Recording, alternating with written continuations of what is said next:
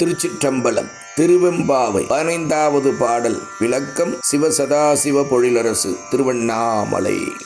திருச்சிற்றம்பலம். எம்பிரான் மாணிக்கவாச பெருமான் மலரடிகள் போற்றி போற்றி. அண்ணாமலை மன்னா போற்றி. கண்ணாறு முத கடலே போற்றி. திருவெம்பாவை 15வது பாடல். விளக்கமாக. ஒரு கால் எம்பெருமான் என்றென்றே நம்பெருமான் சீர் ஒரு கால் வாய் ஓவால் சித்தம் களிகூர நீராடும் மகளிர் பெண்டிர்களுள் ஒருத்திக்கு ஏற்பட்ட மெய்ப்பாடுகளை விரித்து வியந்து பேசுவதாக இப்பாடலை நாம் பொருள் எடுத்துக் கொள்ளலாம். அல்லது பேரின்ப பெருமானாகிய திரு அண்ணாமலையானிடத்திலே அன்பு கொண்ட ஒரு ஆன்மா எப்படிப்பட்ட மெய்ப்பாடுகளை எல்லாம் அனுபவிக்கின்றது என்பதையாகவும் எடுத்துக்கொள்ளலாம். திருச்சிற்றம்பலம். ஒரு கால் எம்பெருமான் ஒவ்வொரு காலமும் நம் தலைவனை வாய் ஓயாமல் சிவசிவா என்று அவா மிகுதியாலே பாடிக்கொண்டும் பேசிக்கொண்டும் பிதற்றிக்கொண்டும் இருக்கின்றாள். நீராடும் கூட்டத்திலே வந்த ஒருத்தி நம்பெருமான் நம் தலைவனின் சிறப்புக்களை வாய் ஓயாது பேசிக்கொண்டிருக்கின்றாள். அதனாலே சித்தமெல்லாம் சிவமயமாகிவிட்டது. களிப்பு சிவசிந்தனையாலே வந்தது. அதனாலே பேருவகை பெருமகிழ்ச்சி அடைந்து கூற என்றால் கூர்தல் என்று பொருள். மிகுதல் சிறங்குவிவார் ஓங்குவிக்கும் சீரோன் கழல் வெல்க என்று சிவபுராணத்திலே வருகுமே அந்த அடிக்கு இலக்கணமாக திகழ்கின்றால். சித்தம் களிப்பு எய்துகிறது, பெருமகிழ்ச்சி உறுகிறது, பெரும் உவகை எய்துகின்றால். நீர் ஒரு காலம் அல்ல எப்போதும் உருகி இருப்பதினாலே நீர் ததும்பி வெளிவந்து கொண்டிருக்கின்றது.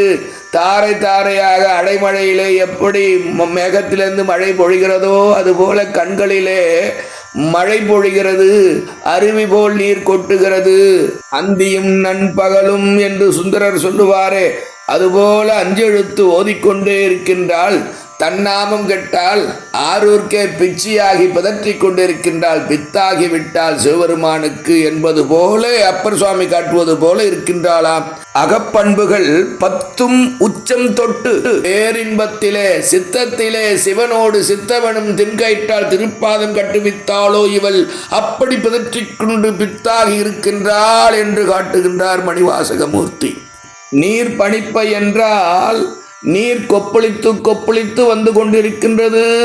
புள்ளின் நுனிமேல் பனித்துளி இருப்பது போல கண் இமை முடிகளின் மேலே கண்ணீர் துளி துடைத்தாலும் போகவில்லை, மீண்டும் மீண்டும் துளிகளாக வந்து ஒவ்வொரு முடியிலும் ஒட்டி கொண்டிருக்கிறது என்றுதான் கண் பணிப்பு என்று காட்டுகின்றார் மணிவாசக பெருமான். நெடும் தாரை இடைவிடாத நீர் ஒழுக்கு. தாரை தாரையாக கண்ணீர் வடிக்கிறாள், தேம்பி அழுகிறாள், விக்கித்து அழுகிறாள், விக்கலோடு அழுகிறாள், உடல் நடுக்குற்று அழுகிறாள், எப்படியெல்லாம் அழுகிறாள்.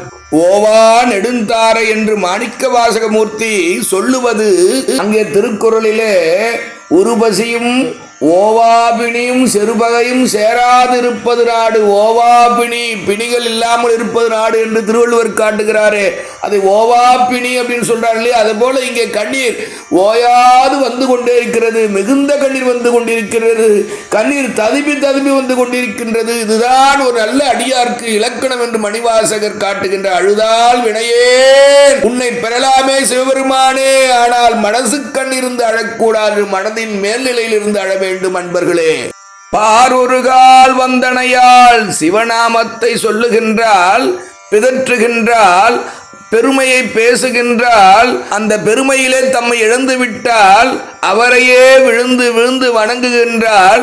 மேலே எழ மனமில்லாமல் இந்த பூமிக்கு வராமல் வேற தெய்வங்களை வணங்காது சிறு தெய்வங்களை சென்று நாம் சேரமாட்டோம் என்ற மிக பெரும் சிந்தனையிலே சிவத்தையே நினைத்து உருகி கொண்டிருக்கின்றார்கள். அண்ணாமலை நினைக்க முத்தி என்ற நிலையிலே இந்த ஆன்மா இருக்கின்றதே என்று காட்டுகின்றார் மணிவாசகமூர்த்தி. அப்படித்தான் நாமும் வாழ வேண்டும் என்று நமக்கும் இப்பாடலின் மூலம் அறிவுறுத்துகின்றார். பெயர்த்தும் அவர்க்கே பிச்சையனால் என்று அப்பர் சாமி கூறுவாரே, பெயர்த்தும் என்ற சொல்லுக்கு மீண்டும் மீண்டும் மீண்டும் சிவபெருமான் மீதே பித்தாகி இருக்கின்றார். அண்ணாமலை மேல் அடியார்க்கு இருக்க வேண்டிய அன்பு நிலையை படம் பிடித்து காட்டுகின்றார் எம்பிரான் ஞான ஆசிரியர் மாணிக்க வாசக பெருமான். எதுபோல் வாழ்ந்தால் இனி பிறப்பு வாராதோ அதுபோல் அந்த அடியார் இருக்கின்றார் என்று காட்டுகின்றார். சிறப்பெனும் செம்பொருள் சிவலோகத்திலே இப்பிறவி அறுத்து அங்கே சென்று வாழ்வதற்கு இதுபோல் இருக்க வேண்டும் இன்ப நிலையை காட்டுகின்றார். பாதவூர் என்கோன் விண்ணோரை தான்பணியால் பேரறையர்க்கு இங்கனே பித்தொருவர் ஆமாறும் ஆர்வொருவர் அருபான் மும்மை நாயன்மார்களும் 27 திருமுறை ஆசிரியர்களும் எப்படி இருந்தார்கள் என்று இந்த பாடலிலே படம் பிடிக்கிறார் பெருமான் ஞானாசிரியர். பிரபஞ்சத்தின் பேரறையனான சக்கரவர்த்தியான சிவபெருமான் இவ்வண்ணம் ஆட்கொள்ளும் வித்தகர் தாள். இப்படி ஆட்கொள்ளுகின்றாரே அடியார்களை, இதுபோல ஒருவர் இந்த உலகத்திலே உண்டா, இந்த பிரபஞ்சத்திலே உண்டா? எங்கும் காண முடியாது. அதனால்தான் தென்னாடுடைய சிவனே போற்றி எந்நாட்டவர்க்கும் இறைவா போற்றி என்று போற்றி மகுடம் சொன்னார் ஞானாசிரியர்.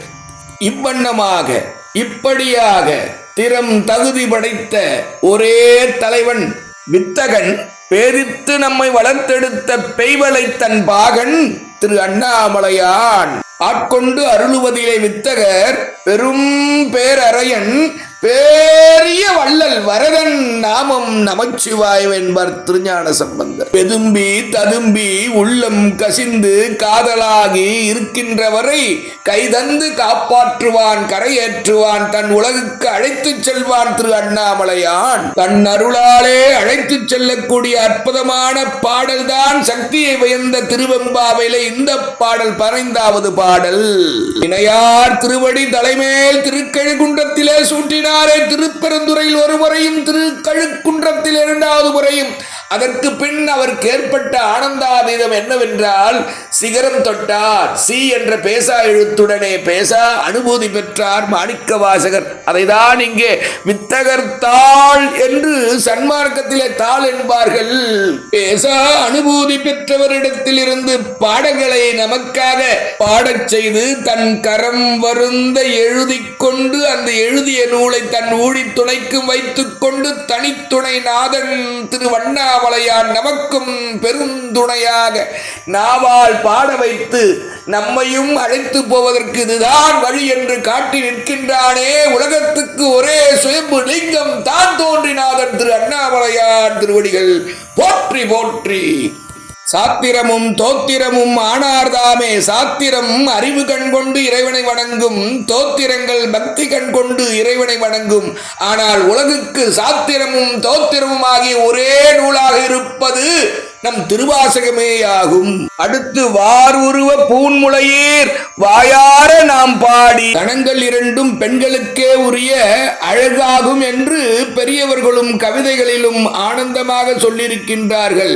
அம்பாளுக்கு வார்முளையம்மை, வட்டமுளையம்மை, போகமார்த்த பூன்முளையால் என்று பெரியவர்கள் நம்முடைய திருமுறை ஆசல் பாடியிருக்கின்றார்கள். உண்ணாமுளையம்மை என்பதே தாயின் திருப்பெயராகும். உலகத்தவர்க்கு ஞானப்பால் ஊட்டும் அம்மை தன் முளையில் யாரும் வாய் வைத்து குடிக்க முடியாது.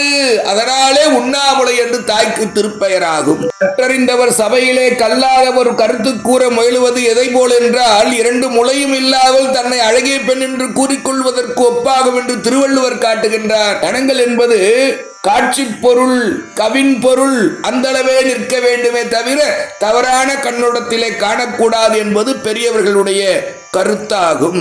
வார் என்பதற்கு பெரியவர்கள் பொறுத்தருள வேண்டும். பொருளை கூறுவதற்காக இந்த காலத்திலே பிரா என்று சொல்லுகின்றார்களே, அதைதான் வார் என்று வந்து உள்ளது.